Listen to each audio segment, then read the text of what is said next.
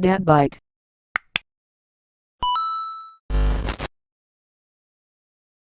Yo, what up peeps, Dedbyte here with another video. I know in my last video I wasn't so positive about the Division 2 since I had only tested out the private beta and was left with a sour taste in my mouth because the build of the game was so buggy and unresponsive and overall confusing. But after playing Anthem for a few weeks and then coming back to test out Division 2 open beta, I ultimately decided to give Division 2 another shot, and I wanted to say that I'm not disappointed with my choice. Before we start with this video, I also want to specify again that this is my first time making these type of videos and I'm still experimenting with recording and doing voiceovers on these gameplay videos. So I'd appreciate it if you would keep the criticism constructive in the comments and not nail me to a cross just because I'm not a first time expert at mastering my audio or recording my stuff or doing this professionally enough. I try to improve as I go. So with that out of the way, let's get into today's video. Today we're going to be looking at top 10 tips on how to get from level 1 to level 30 as fast as possible, as well as prepare you for endgame, so let's get to it. Tip number 1. Get the XP perks as soon as possible. When you first get to the base of operations, in this case the White House, you'll be taken through a tutorial on how to buy stuff with SHD tech from the Quartermaster. SHD tech is a special currency you'll be using to buy permanent perks and different variations of your gadgets. Make sure that as soon as you get more SHD tech, go and buy all the perks at the Quartermaster that are related to getting XP bonuses.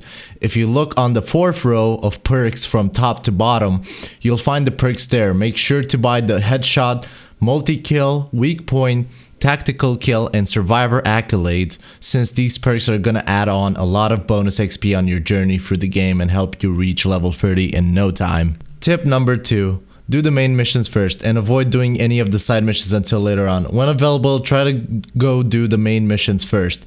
I'm saying this because the XP on the main missions have a set XP reward that does not scale up with your level like the side missions do. You can find this mission on the top marked with the hexagon and are usually bigger than the side mission icons. Some of these main missions do require you to be a certain level, so my advice is to do open world activities such as capturing control points, public executions, or anything besides the side missions, so you can get to the required level to progress to your next main mission. Now, as a side note, the reason why I'm saying you should do the side missions later, like at level 18 or 19, is because the more you level up, the more XP requirement you'll have to level up further. And since the side missions scale up with your level, they will start giving you more and more XP the higher level you are. Also, make sure when you get into doing side missions that you're doing these missions when you've just leveled up and have an empty XP bar, since the missions give you 33% of what XP you are missing. So if you do the side missions when you're almost close to leveling up, you'll be wasting XP since the XP you gain does not travel over after you level up. Tip number 3. Keep at least 3 gear items of every sort in your inventory or stash at all times. Make sure not to deconstruct or sell everything you get while leveling up, since this time around you'll need to donate these items to complete projects. Projects are a new system in the Division 2 and you'll need sometimes to donate gear items such as gloves, backpacks, chest pieces, etc.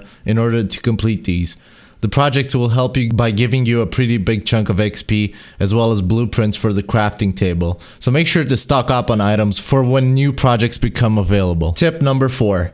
Don't fast travel, just walk. Yeah, it sounds weird, but trust me on this one, there is so much stuff going around the open world and walking is a good way to pick up crafting materials and resources for control points on your way to different missions.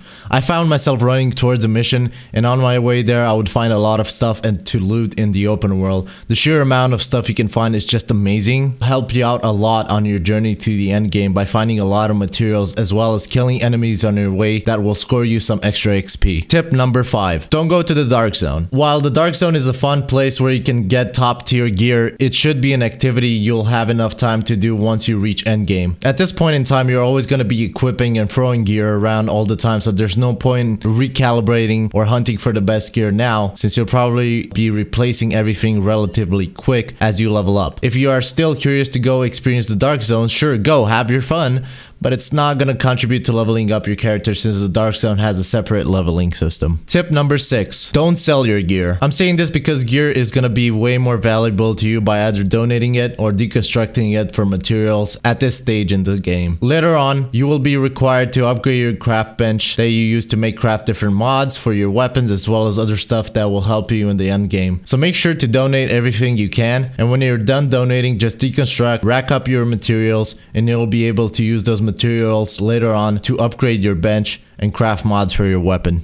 Tip number 7. The best gadgets to use while leveling up. While looking at the sheer amount of gadgets you'll be able to acquire and use from the Quartermaster, I've taken the liberty to test them all out so I can make a clear statement on what I think are the best gadgets you could use to make your journey a hell of a lot easier to level 30 without worrying on what to use or not. As far as that goes, I will warn you that at the time of me making this video, there are known issues that will probably get patched soon regarding some of these skills. From what I've been using, I can 100% recommend that you use the Fixer drone. That is the flying drone with the healing variant on it. This little bad boy will follow you around everywhere, providing constant heals while in the battle, and will definitely come in handy when you're getting flanked and taking a lot of damage without having time to switch your armor plates mid-combat. The Fixer drone has a relatively long cooldown, but it can be shortened out by equipping gear with skill haste on them. For the second gadget, we're going to be looking at the offensive equipment, and my recommendation here is to either go for the standard assault turret or the deflector shield. I've personally been using the assault turret with no problem, and it's come in handy in many situations, like in a battle. You can set it up.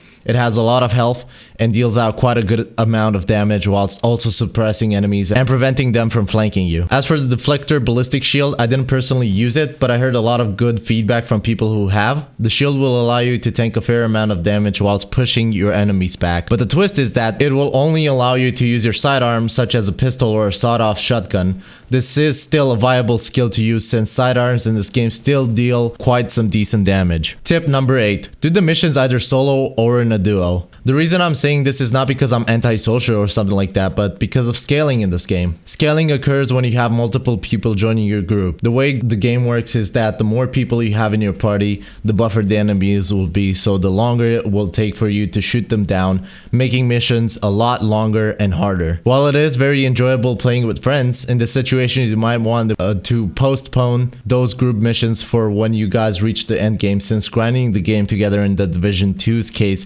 is going to make the game a lot harder. And on top of that, while scaling up in difficulty with more people does add more enemies to take down in missions, finishing objectives grants a lot more XP than taking down individual enemies. But to make up for this, I'll give you another tip that will make you able to keep your social life in the Division 2. Tip number 9. Join a clan. With the Division 2, a new clan system has been implemented. These clans can max out at 50 accounts per clan with 4 different characters each, and it's highly recommended that everyone joins a clan as soon as possible. Clans are a fun and constructive way to do clan projects together and earn high tier rewards as you go through the game. It's also a place where you'll be able to communicate and find people to assist you with different activities in the future, and is overall an awesome system that has numerous advantages to it. So go find a clan, or even better, start one yourself. Tip number 10. Get an extended mag. I put this at number 10 since I just remember about this one as I was finishing up writing my script. So yeah, you want to do this one as soon as possible. At the beginning of the game, as I said, you shouldn't do any of the side missions until later into the game. Well, there is a side mission you might want to consider doing. This side mission is located somewhere around Judiciary Square. I don't have footage of it since I'm already in endgame while I was recording this. Somewhere in this area, there should be a side mission called Department of Justice. You can find them on the map marked with the little pentagon. You will get a fair amount of side missions by talking to the NPCs in the settlements. You will want to do this side mission as early on as possible. It will unlock a blueprint for an extended mag for assault rifles. Craft that, attach it to an assault rifle, and it will make your grinding experience a hell of a lot easier. And I want to throw in a little bonus tip as well. This is mostly for when you reach level 30. Make sure to do strongholds as soon as possible so you can advance to the next world tiers. There are 3 strongholds in the world that you must complete before advancing to endgame. These will become replayable afterwards, and you will have to do them at different gear score levels in the endgame to be able to go up in world tiers that will enable you to earn higher and higher level loot. So make sure to complete these as soon as possible. I do recommend doing these with the buddy or two since they are a little bit more difficult than your average missions. Make sure to drop a like and subscribe for more content on the Division 2 as well as other games, and you can watch me live on twitch.tv/Dedbyte and join my Discord. All of the links are going to be listed in the description below.